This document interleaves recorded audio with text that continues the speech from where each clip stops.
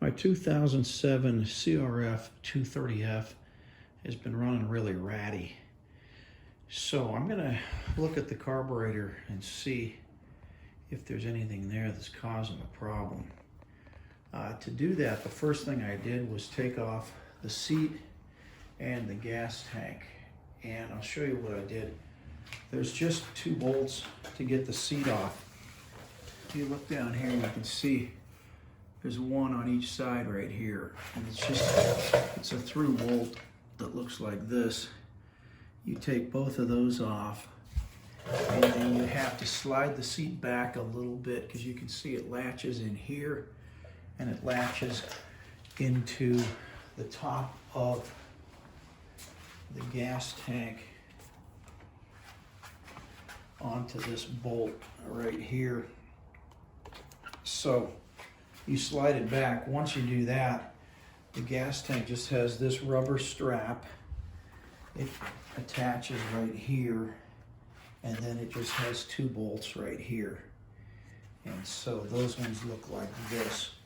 They're just these long, skinny ones that go through a part of the tank. You can see this little round part on each side. The bolt goes through there and attaches into the frame. So you pull out those 2. You also have to unhook this fuel line from the petcock, and the tank lifts right off. Once that's done, it gives you really good access to the carburetor, which is right here. And the reason I pulled those off is because the way this carburetor is set up, you can loosen these 2 band clamps, and you can rotate it enough to get the bottom off and look at the jets and so on. But I think I might have something stuck in the idle mixture screw. That's this guy here. And so I want to get the carburetor all the way off. So my next step is going to be to drain the carburetor. There's a little screw right here. You loosen that and have a little pan ready to catch the gas that comes out of this overflow tube. I'm going to drain the carburetor. I'm going to loosen these 2 band clamps. Okay, I pulled the carburetor body out of the boots. As you can see, the cables are attached to the body of the carburetor. You could get the cables off by removing them from this bracket, but rather than do that, I have enough room to maneuver. I can tip it up like this. So I'm going to go ahead and remove the bowl off the bottom and then look through the jets that way. I've got the bowl off, and I just wanted to point out there's a little pin that holds the float. This is your float. There's a little pin right in here, and there's nothing holding it in except for the bowl when it's on there. Encases it right here. This little pin will fall out. When you move, see, when you just move it a little bit like that, the pin falls right out. And when it does, if you're not careful, you can either lose that or these other parts that are attached. There's the little valve and so forth. So I'm going to let the pin come out. I'm going to pull these parts off like that and catch them before they fall all over the place. The thing I want to investigate the most is the idle mixture screw in here, because these things, when you take this out, there's a spring. There's also supposed to be a washer and a little O-ring, and sometimes the washer stays up in there. I don't know if you can see in there, but that's what I'm going to investigate. See how the washer is not on there?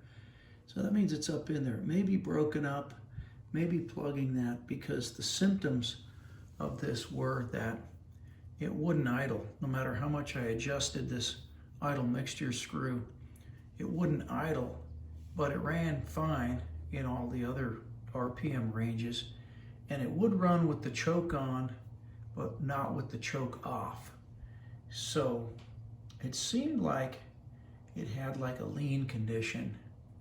So I'm going to try to see if there's either a vacuum leak somewhere or if one of these things has a problem. Okay, if you look in that port, you can see, sure enough, that O-ring is broken up. It's broken into pieces, which looks like it dried and cracked apart. That could allow air to get in there. You see that's on the outside of the bowl. It could allow air to get in there and create a vacuum leak. I'm going to clean all that out and put a new O-ring on that needle pin and see if that corrects the problem. I'm going to use a flashlight on a little pick like this one to try to get all those pieces out of there and to clean it out.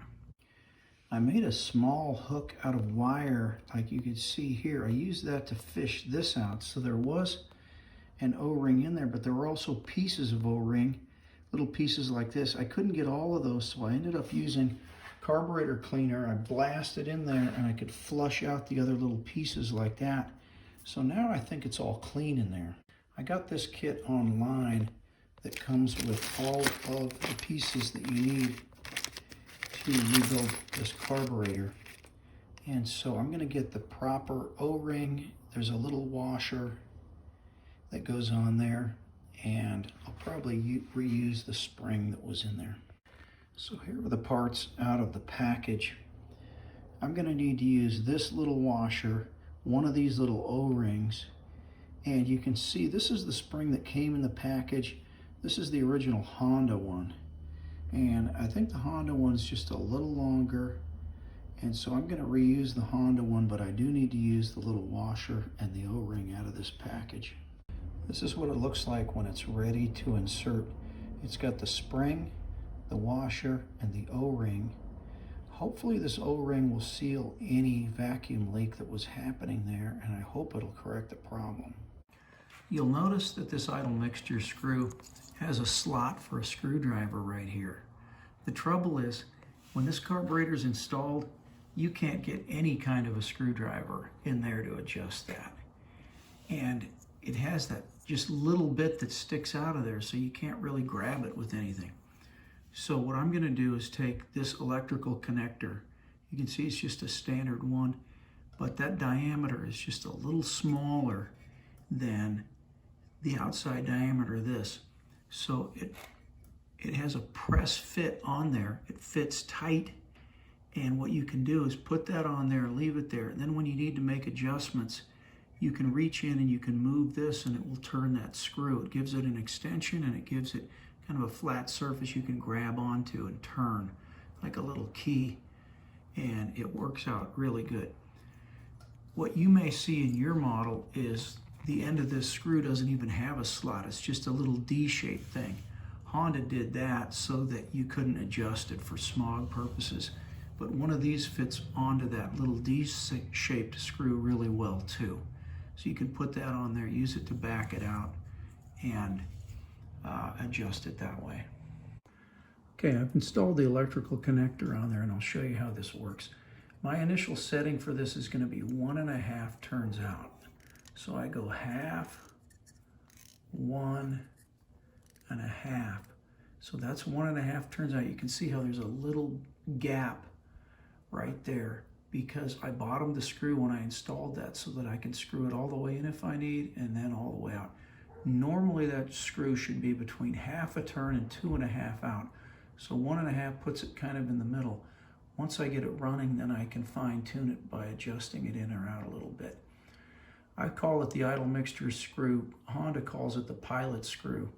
But on a 4-stroke motorcycle, it's really a fuel screw. And so when you screw it in, what you're doing is cutting off fuel, and when you screw it out, you're letting more fuel in.